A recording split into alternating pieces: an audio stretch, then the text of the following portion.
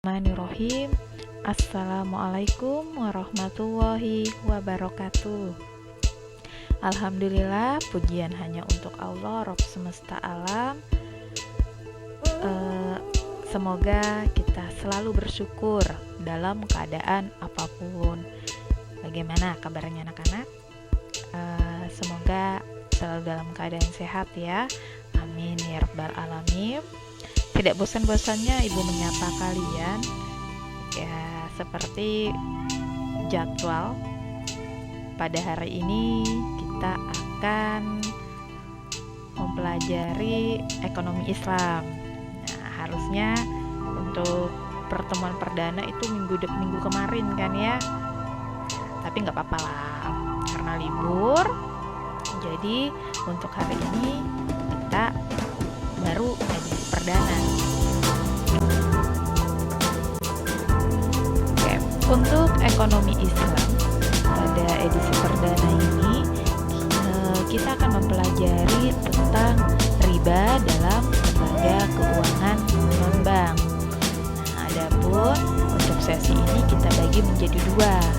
Hari ini kita fokuskan untuk memahami yang dimaksud dengan riba, dan pertemuan selanjutnya insya Allah kita akan memahami atau mengetahui apa saja sih termasuk lembaga keuangan non-bank. Untuk riba sendiri itu ada 4 hal yang akan kita pelajari. Yang pertama sejarah riba, yang kedua pengertian riba, dan yang ketiga jenis-jenis riba, serta yang keempat landasan hukum riba. Baiklah, kita akan coba bahas satu persatu ya. Ketika Islam lahir, riba telah ada dan telah disampaikan Nabi pada masa periode Mekah di akhir dakwahnya. Setelah masuknya sistem keuangan barat ke dalam kehidupan masyarakat muslim, banyak ulama, lembaga, badan institusi, bahkan perorangan mengkaji dan mengangkat tentang masalah riba. Namun, hanya sebagian kecil saja yang membolehkan dengan berbagai alasan yang dikemukakan. Riba itu mulai dikenal pada masa peradaban Ibrani Yahudi, Asyuri di Irak, Farao di Mesir, dan peradaban Sumeria di Babilonia. Selanjutnya, riba itu diperkenalkan umat Yahudi kepada bangsa Arab di semenanjung Arabia, tepatnya di kota Thaif dan Yastrib. Nah, kemudian kini dikenal dengan Madinah. Pada dua kota tersebut, Yahudi berhasil mendapatkan keuntungan yang besar. Bahkan orang-orang Arab jahiliyah itu menggadaikan anak, istri, dan diri mereka sendiri sebagai jaminan hutang riba. Jika mereka tidak mampu melunasi hutang, maka jaminan mereka dijadikan budak Yahudi. Nah, menurut hadis riwayat Muslim, pernah dikatakan bahwa Rasulullah SAW bersabda, riba jahiliyah telah dihapuskan. Riba pertama yang dihapuskan adalah riba Abbas bin Abdul Muthalib. Sesungguhnya riba telah dihapuskan sebelumnya. Mulai dari kota Thaif, praktek riba kemudian menyebar ke kota Mekah dan dipraktikkan oleh para bangsawan kaum Quraisy jahiliyah. Nah, adapun bentuk-bentuk riba yang dilakukan orang-orang jahiliyah antara lain, yang pertama, seseorang itu meminjamkan 10 keping uang emas. Jika jatuh tempo pelunasan dan si peminjam ini belum mampu membayar, ia mengatakan, "Beri saya masa tangguh, nanti piutang Anda akan saya tambah." Lalu ada bentuk yang lain. Seseorang memberikan pinjaman modal usaha 100 keping uang emas. Setiap bulannya ia mendapat bunga 2 keping uang emas. Lalu, jika telah sampai masa yang ditentukan, si peminjam harus mengembalikan modal utuh sebanyak 100 keping uang emas. Tetapi jika ia telat melunasi, maka ia harus membayar denda keterlambatan yang terkadang rasionya lebih besar daripada bunga bulanan. Lalu, bentuk yang lain bentuk riba yang lain, yakni seseorang memberikan pinjaman 10 keping uang emas selama waktu yang ditentukan dengan syarat nanti dibayar sebanyak 11 keping uang emas. Nah, lalu bentuk yang lain pun ada seorang membeli barang dengan cara tidak tunai. Jika ia belum melunasi utang pada saat jatuh tempo, maka ia harus membayar denda keterlambatan selain melunasi uang hutang pokok. Oke, selanjutnya yang kedua, yakni pengertian riba. Istilah riba itu berasal dari bahasa Arab yang memiliki makna ziyadah atau tambahan. Dengan kata lain, arti riba adalah pengembalian tambahan dari harta pokok atau modal secara batil, baik dalam transaksi jual beli maupun pinjam meminjam. Kata riba di dalam Al-Quran memiliki beberapa makna. Namun, makna-makna tersebut mengandung unsur-unsur sama yang bisa dikembalikan ke arti asalnya, yakni bertambah dan tumbuh. Menurut istilah teknis, riba yaitu pengembalian tambahan dari harta pokok atau modal secara batil. Atau bisa disimpulkan, riba itu adalah suatu kegiatan pengambilan nilai tambah yang memberatkan dari akad perekonomian seperti jual beli atau utang piutang dari penjual terhadap pembeli atau dari pemilik dana kepada peminjam dana, baik diketahui bahkan tidak diketahui oleh pihak kedua.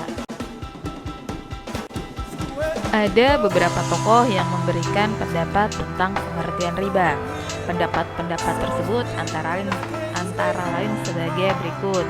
Yang pertama menurut Al-Jurjani dalam kitab Al-Ta'rifat, sebagaimana dikutip oleh Khairuddin Nasution, mengatakan bahwa riba dengan kelebihan atau tambahan tanpa ada ganti atau imbalan yang diisyaratkan bagi salah satu dari dua orang yang membuat transaksi. Yang kedua menurut Al-Malik, sebagaimana yang dikutip oleh Hendi Suhendi, riba ialah akad yang terjadi atas penukaran barang tertentu yang tidak diketahui pertimbangannya menurut ukuran syara ketika berakad atau dengan mengakhirkan tukaran kedua belah pihak atau salah satu keduanya. Yang ketiga, menurut Imam Ahmad ibn Hanbal, sebagaimana yang dikutip oleh Muhammad Syafi'i Antonio, riba adalah seseorang memiliki utang, maka dikatakan kepadanya, apakah akan melunasi atau membayar lebih? Apabila tidak mampu melunasi, ia harus menambah dana dalam bentuk bunga atau pinjaman atas penambahan waktu yang telah diberikan. Menurut Imam Syaraki dalam kitab Al-Mabsut, sebagaimana yang dikutip oleh Heri Sudarsono, riba adalah tambahan yang diisyaratkan dalam transaksi bisnis tanpa adanya iwat yang dibenarkan syariat atau penambahan tersebut. Dan yang kelima, menurut Muhammad Abduh, sebagaimana yang dikutip oleh Hendi Suhendi, bahwa yang dimaksud dengan riba ialah penambahan-penambahan yang diisyaratkan oleh orang yang memiliki harta kepada orang yang meminjam hartanya atau uangnya karena pengunduran janji pembayaran oleh peminjam dari waktu yang telah ditentukan. Nah, berdasarkan beberapa pendapat yang Ibu bacakan tadi, dapat disimpulkan bahwa riba itu adalah pengambilan tambahan, baik dalam transaksi jual beli maupun pinjam-minjam secara batil atau bertentangan dengan prinsip muamalah dalam Islam. Riba juga dapat diartikan pula sebagai pemberlakuan bunga atau penambahan jumlah pinjaman saat pengembalian berdasarkan persentase tertentu dari jumlah pinjaman pokok yang dibebankan kepada peminjam. Jenis-jenis riba.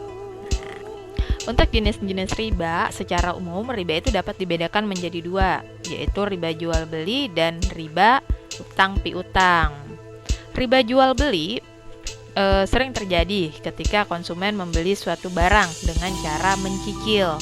Kemudian penjual menetapkan penambahan nilai barang karena konsumen membelinya dengan mencicil. Nah, riba jual beli ini dapat dibedakan menjadi dua, yaitu riba fadl dan riba nasi'ah. Riba padel adalah praktik pertukaran antar barang sejenis dengan kadar dan takaran yang berbeda. Sedangkan barang yang dipertukarkan tersebut masih termasuk dalam jenis barang ribawi. Jenis riba ini berlaku dalam jual beli yang didefinisikan oleh para ulama fikih dengan kelebihan pada salah satu harta sejenis yang diperjualbelikan dengan ukuran syara. Adapun yang dimaksud dengan ukuran syara adalah timbangan atau ukuran tertentu.